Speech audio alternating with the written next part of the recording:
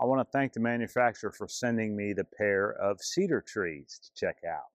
Now the planters that they come in are perfectly fine and they're heavy enough to hold them up, but I wanted to raise them up a little bit and make them a little more stable. So I got these planters to put them in, and this is going to make them a little bit taller and also give them a little more stability. I had a little bit of a bag of river rock left over, so I just put a little bit in the bottom here on each one, and then I tried to make sure that they were both kind of level. And I just took the remaining river rock that I had and spread it around the sides in between the planter that the tree comes in and the planter that I bought. Now, I ran out of river rock, so what I did is I just took the remainder of the space and filled it with peat moss.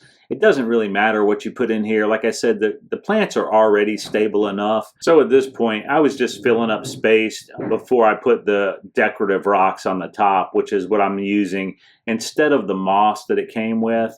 I'll actually use that moss later in the video and I'll show you where. But for now, this is what I'm doing on the top of the planters. I've done this to a lot of artificial plants and I really like the look. So I got done with the messy stuff, I brought them inside and I got to work on spreading them out. But before I did that, I had to add the top piece to the bottom piece, and that's all you have to do to get this tree together.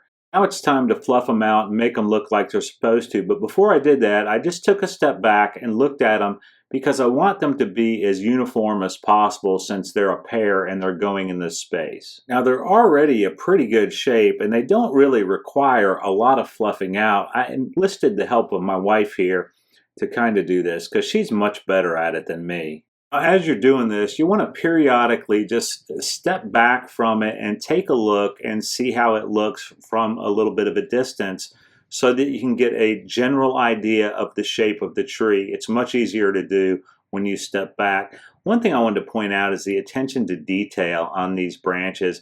If you notice, you can see the difference in color, which indicates new growth from old growth. That was a pretty important attention to detail that the manufacturer included in their process when manufacturing this plant. If you look right here, you can see it very well. Now, the way that I used the moss was I used it at the very bottom around the part of the trunk that stuck out from the rocks here. And I really feel like that gave it a great look. And by the time my wife was done fluffing these out, they turned out to be two very beautiful trees, as you can see here. Now for an added touch, she put fairy lights around them, and I really thought that was a good look. Although you could put Christmas lights and even put Christmas ornaments on them, they are the shape of a Christmas tree and would work well for that.